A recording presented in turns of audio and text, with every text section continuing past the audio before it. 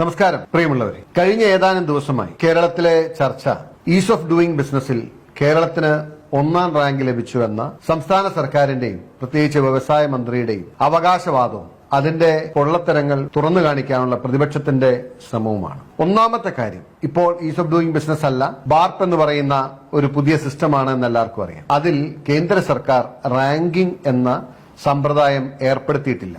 ഇത് ഞാൻ വെറുതെ പറയുന്നതല്ല. ഇത് തെളിയിക്കാൻ കഴിയുന്ന വിവരാവകാശ രേഖ ഇന്ന് ഞാൻ നൽകിയിട്ടുണ്ടായിരുന്നു. അതിൽ വളരെ കൃത്യമായി പറയുന്നു, 2 ചോദ്യങ്ങൾക്ക് ഒന്നിച്ചുള്ള മറുപടിയിൽ കേന്ദ്ര സർക്കാർ ഈ വിഷയത്തിൽ റാങ്കിംഗ് ഏർപ്പെടുത്തിയിട്ടില്ലാത്തതുകൊണ്ട് തന്നെ 1, 2, 3 റാങ്കിംഗ് ഇല്ല, ഈസ് ഓഫ് ഡൂയിങ്ങിൽ ഇല്ല എന്ന് പറഞ്ഞു. അതേ വിവരാവകാശ രേഖയിലെ 3ാമത്തെ ചോദ്യം ചോദിക്കുന്നത് ബാർപ്പ് റേറ്റിംഗ് പ്രകാരം ആർക്കെങ്കിലും 1ാം റാങ്ക് ലഭിച്ചിട്ടുണ്ടോ, ഉണ്ടെങ്കിൽ ആർക്കാണ്? അവർ പറയുന്നു അതിൽ റാങ്കിംഗ് ഇല്ല, അതിൽ 4 കാറ്റഗറി മാത്രമേ ഉള്ളൂ. 1ാം റാങ്ക് എന്ന നിങ്ങളുടെ അവകാശവാദം കേവലം രാഷ്ട്രീയ പ്രചരണത്തിന് വേണ്ടിയുള്ള കള്ളത്തരവും പൊള്ളത്തരവുമാണ്. അത് തെളിയിക്കുന്ന രേഖയാണിത്. ഇനി ഇതിനെല്ലാം അപ്പുറം ഈ അവകാശവാദം ഉന്നയിക്കുന്ന പി രാജീവിന്റെ തന്നെ അന്നത്തെ ദിവസം അന്ന് പറഞ്ഞത്, ഈ കാര്യം പരമാവധി പെരുപ്പിച്ച് പറയാൻ കഴിയുന്നത് ഏത് നിലയിലാണോ ആ നിലയിൽ അദ്ദേഹം പറയേണ്ടായി. അദ്ദേഹം പറഞ്ഞത്, in a sense we could say we are first rank, first among equals എന്നാണ് അദ്ദേഹം ഉപയോഗിച്ച വാചകം. ഓൺ മനോരമ അത് പ്രസിദ്ധീകരിച്ചിരുന്നു. വളരെ കൃത്യമായി പി രാജീവ് തന്നെ പറയുന്നു, ഇത് എല്ലാം കൂടെ കൂട്ടി നോക്കുമ്പോൾ നമ്മൾക്ക് വേണമെങ്കിൽ നമുക്ക് 1ാം റാങ്ക് ആണ് എന്ന് അവകാശപ്പെടാം.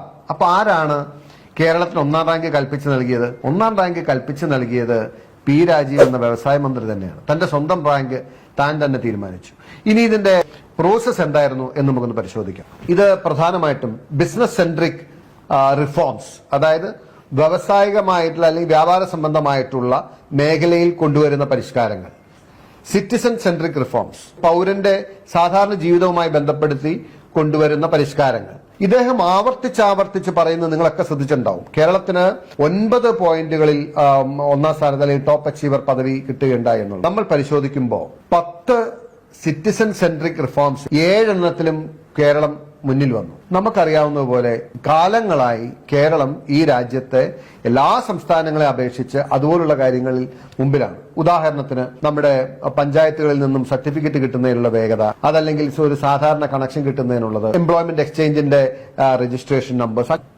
ബിസിനസ് സെൻട്രിക്കിൽ കേവലം 2 കാര്യങ്ങളിലാണ് നമുക്ക് പരിഷ്കാരങ്ങളിൽ മെച്ചമുണ്ടാക്കാൻ കഴിഞ്ഞു. ACBക്കാണ് അതിന്റെ ക്രെഡിറ്റ് പോകേണ്ടത്. കണക്ഷൻ നൽകുന്നതുമായി ബന്ധപ്പെട്ട് പെട്ടെന്ന് ഓൺലൈനിൽ കണക്ഷൻ, ഓൺലൈൻ പേയ്മെന്റ് ആക്കിയതാണ് ഒരു മികച്ച പരിഷ്കാരമായി ഈ ബാർപ്പ് ഐഡന്റിഫൈ ചെയ്യുകയുണ്ടായത്.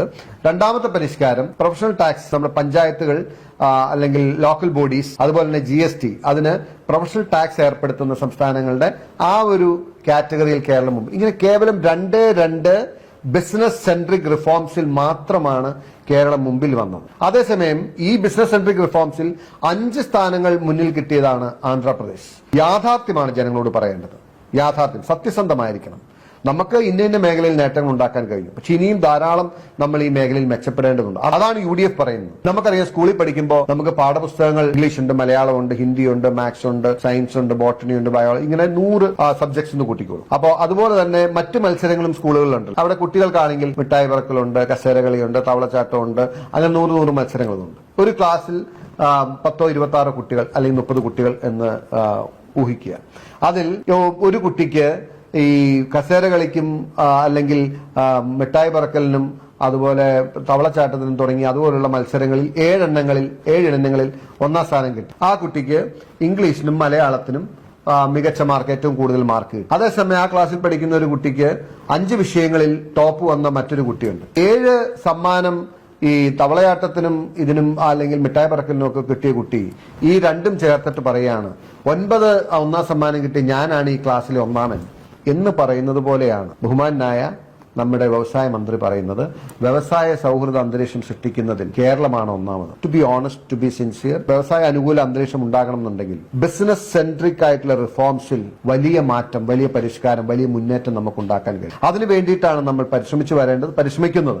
കേരളത്തിന്റെ ഓരോ നേട്ടങ്ങളെയും അഭിമാനത്തോടു കൂടി നെഞ്ചിലേറ്റുന്നവരാണ് ഞാനടക്കമുള്ള പ്രതിപക്ഷം. ഇന്ന് CPM ശ്രമിക്കുന്ന ഒരു പൊളിറ്റിക്കൽ നറേറ്റീവ് ഉണ്ട്. കഴിഞ്ഞ 1ാം പിണറായി സർക്കാർ പരീക്ഷിച്ച് വിജയിച്ച കോവിഡ് കാലഘട്ടത്തിൽ സർക്കാരിനെ ദുർബലപ്പെടുത്തുകയോ സർക്കാരിനെ അറ്റാക്ക് ചെയ്യുകയോ ചെയ്യുന്നത് ജനാധിപത്യ മര്യാദയല്ല എന്ന നിലയിൽ പ്രതിപക്ഷം മൗനം പാലിച്ചപ്പോൾ, എല്ലാ പ്രവർത്തികൾക്കും പിന്തുണ നൽകിയപ്പോൾ കോവിഡിനെ പ്രതിരോധിക്കുന്നതിൽ കേരളം ലോകത്തിന് പോലും മാതൃകയായി എന്ന പ്രചരണം നടത്തി. അമേരിക്കയിൽ നിന്ന് പോലും ആളുകൾ വിളിച്ച് കോവിഡ് പ്രതിരോധം എങ്ങനെ നടത്താമെന്ന് കേരളത്തിലെ ആരോഗ്യ മേഖലയോടും ആരോഗ്യമന്ത്രിയോടും ചോദിച്ചു എന്ന പ്രചണ്ഡമായ പ്രചരണം ജനങ്ങളെ വിശ്വസിപ്പിക്കാനും അതിന്റെ പേരിൽ വോട്ട് വാങ്ങി ജയിച്ചു വരാനും കഴിഞ്ഞു.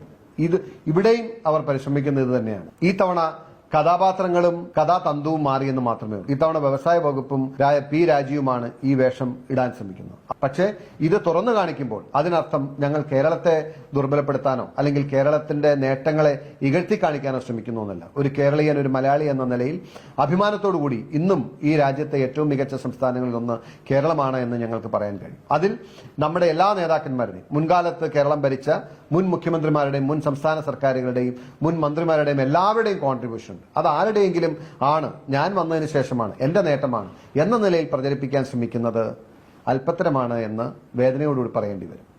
നമുക്ക് സംവാദം ഇനിയും തുടരാം. നന്ദി.